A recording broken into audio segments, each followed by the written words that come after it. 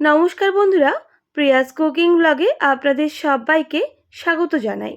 বন্ধুরা, আজকে আমি সম্পূর্ণ নিরামিষ কুঁদরি বা তরুলির একটি দুর্দান্ত রেসিপি শেয়ার করব। অনেকেই তো অনেকভাবেই কুঁদরি বানিয়েছেন, মানে বাড়িতে বানিয়ে খেয়েছেন। একবার আমি যেভাবে বানাচ্ছি বানিয়ে দেখুন, কথা দিচ্ছি খেতে কিন্তু ভালোই লাগবে। তো চলুন আজকের রেসিপি আমরা বানিয়ে ফেলি। যেহেতু বাজার থেকে কুঁদরি কিনে এনেছি বা বাড়িতেও যদি হয়ে থাকে বাগানে, অবশ্যই কুঁদরিগুলোকে পরিষ্কার করে ধুয়ে নিতে হবে।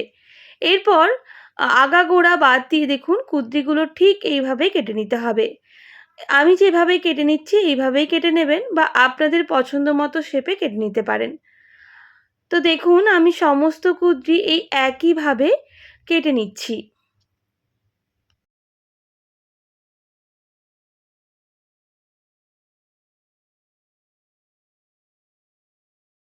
তো বন্ধুরা, দেখেই বুঝতে পারছেন সমস্ত কুঁদরি কিন্তু অনেকটাই নরম।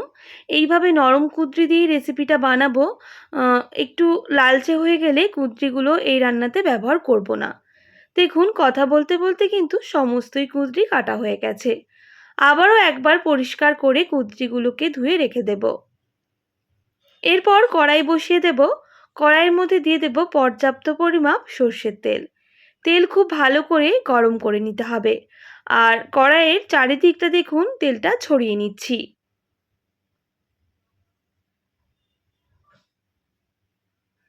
তেল খুব ভালো করে গরম হয়ে গেছে। এবার কুঁদরিগুলো দিয়ে দিতে হবে। দেওয়ার পর আমি নাড়াচাড়া করে নিচ্ছি বন্ধুরা। এরপর দিয়ে দেব স্বাদ মতো লবণ। লবণ দেওয়ার পর আমি আবারও কুঁদরির সাথে লবণ খুব ভালোভাবে মিক্স করে নেব।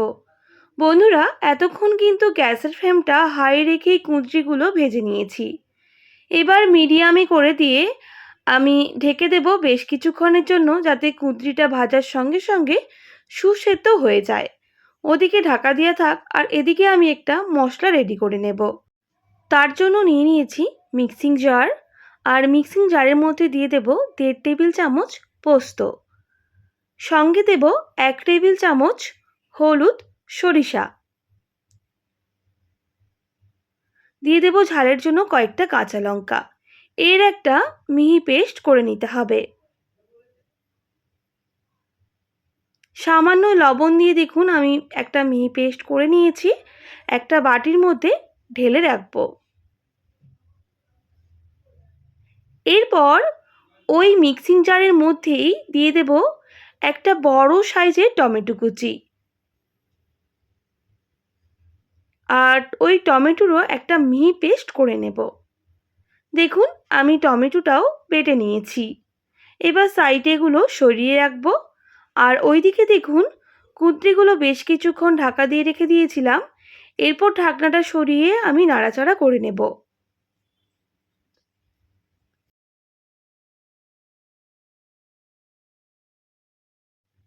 লো টু মিডিয়ামে বেশ কিছুক্ষণ ভেজে নিয়েছি। এবার গ্যাসের ফ্লেমটা হাই করে সামান্য পরিমাপ হলুদের গুঁড়ো আর সামান্য একটু কাশ্মীরি লঙ্কার গুঁড়ো দিয়ে খুব ভালো করে আবারও মিক্স করে নিয়ে কুঁদরিগুলোকে ভেজে নিতে হবে। তাহলে ওই ভাজার সময় কুঁদরির কালারগুলো কিন্তু আরোই দুর্দান্ত হবে।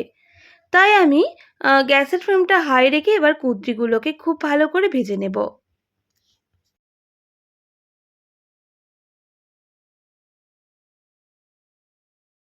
কুঁদরিগুলো বেশ ভালোভাবে ভেজে নেওয়ার পরই আমি দিয়ে দেব 1 টেবিল চামচ বেসন। বেসন দেওয়ার পর খুব ভালোভাবে মিক্স করে নেব। আর খুব ভালোভাবে কিন্তু ভেজে নিতে হবে। এই যে বেসন ভাজার একটা খুব সুন্দর মিষ্টি গন্ধ থাকে, তার টেস্টটা কিন্তু দুর্দান্ত হবে এই কুঁদরির ওপরে। তাই আমি কুঁদরিগুলো ওই বেসনের সাথে খুব ভালো করে ভেজে নিচ্ছি।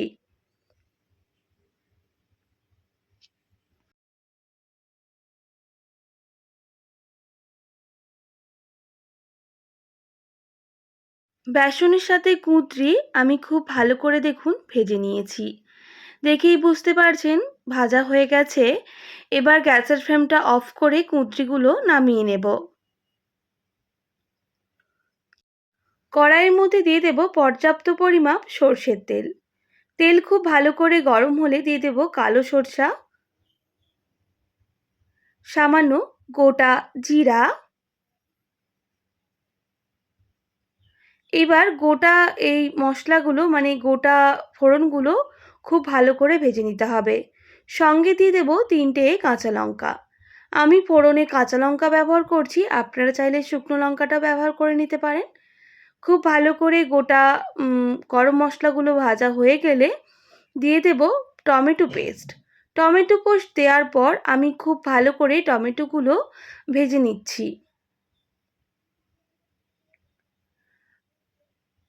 গ্যাসের ফ্লেমটা লো টু মিডিয়ামে রেখে টমেটোর সাথে ওই গোটা জিরা আর গোটা সরষাও কিন্তু খুব ভালো করে ভেজে নিতে হবে।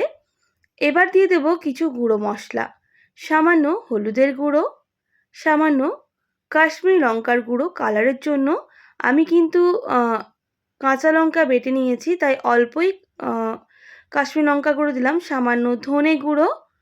এবার সমস্ত উপকরণ খুব ভালো করে দেখুন মিক্স করে নিচ্ছি।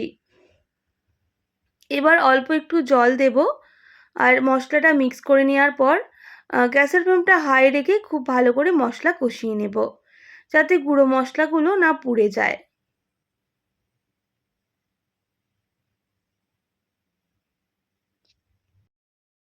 তো দেখুন বন্ধুরা, বেশ কিছুক্ষণ ভেজে নেওয়ার পর আমি এবার এখানে অ্যাড করে দেব সেই বেটে রাখা পোস্ত আর সরষা।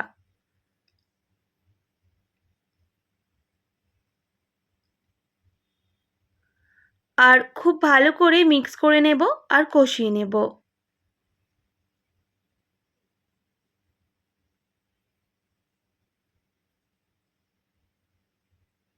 তবে গ্যাসের ফ্লেমটা লো টু মিডিয়ামে করে আমি বেশ কিছুক্ষণ কষাবো, তারপর কিন্তু গ্যাসের ফ্লেমটা হাই করব।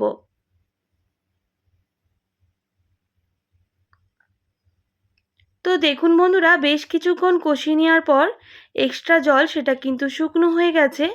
আমি আবারও বেশ কিছুটা বাটি ধোয়া জল অ্যাড করে দিচ্ছি, যাতে মশলাটা খুব ভালো করে কষানো হয়। মানে সর্ষে আর পোস্ত একটু ভাজা হলে কিন্তু এই রেসিপিতে খেতে ভালো লাগবে। সাধারণত পোস্ত খুব বেশি ভাজা যায় না, তবে সর্ষে রয়েছে তাই একটু কষিয়ে নিচ্ছি। এরপর দেখুন মশলা যে এক্সট্রা জল সেটা কিন্তু অনেকটাই শুকনো হয়ে এসেছে। এইভাবে আরও বেশ কিছুক্ষণ কষিয়ে নিলে কিন্তু তেল ছাড়তে শুরু করে দেবে, তাই আমি আরেকটু সময় নিয়ে মশলা কষিয়ে নিচ্ছি। তো দেখুন বন্ধুরা, জলটা একেবারেই শুকনো হয়ে গেছে, মশলা কিন্তু খুব ভালো করে কষানো হয়ে গেছে। এবার ভেজে রাখা কুঁদরিগুলো ওই মশলার মধ্যে দিয়ে দিতে হবে।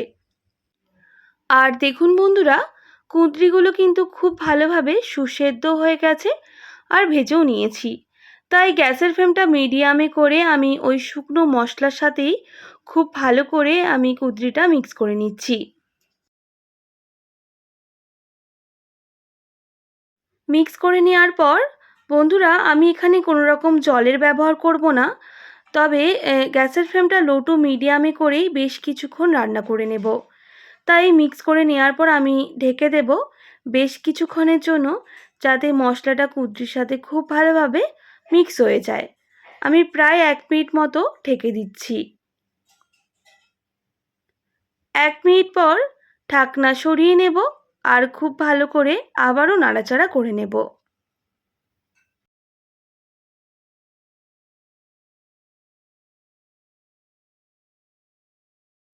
বেশ কিছুক্ষণ রান্না করে নেওয়ার পর দিয়ে দেব সামান্য পরিমাপ গরম মশলার গুঁড়ো আর মিক্স করে নেব আবারও। আমাদের কিন্তু কুঁদরির রেসিপি একেবারেই রেডি হয়ে এসেছে, আর রান্না করার প্রয়োজন নেই, একদম ঝরঝরে হয়েছে দেখেই বুঝতে পারছেন। রুটি কিংবা ভাত কিংবা পরোটার সাথে এইভাবে কুঁদরির রেসিপি একবার বানিয়ে দেখতে পারেন, দুর্দান্ত হয় খেতে। একদম রেডি আজকের কুঁদরির রেসিপি। এবার গরম গরম রুটি কিংবা ভাতের সাথে পরিবেশন করুন, দেখবেন একটার জায়গায় 4-5টা রুটি খাবেন, আর এতটাই খেতে টেস্টি হয় যে একবারের জায়গায় বারবার বানাবেন।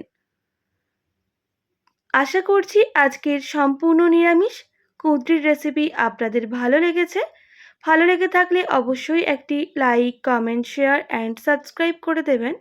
পাশে থাকা বেল আইকনটিও প্রেস করে দেবেন, তাহলে নিত্য নতুন রান্নার ভিডিওগুলি আপনাদের কাছে পৌঁছবে। আজকের মতো এতটাই, আবার নতুন কোনো রেসিপি নিয়ে আপনাদের সঙ্গে দেখা হচ্ছে। আপনারা ভালো থাকবেন, সুস্থ থাকবেন, আর এতক্ষণ আমার সঙ্গে থাকার জন্য আপনাদের সবাইকে অনেক ধন্যবাদ।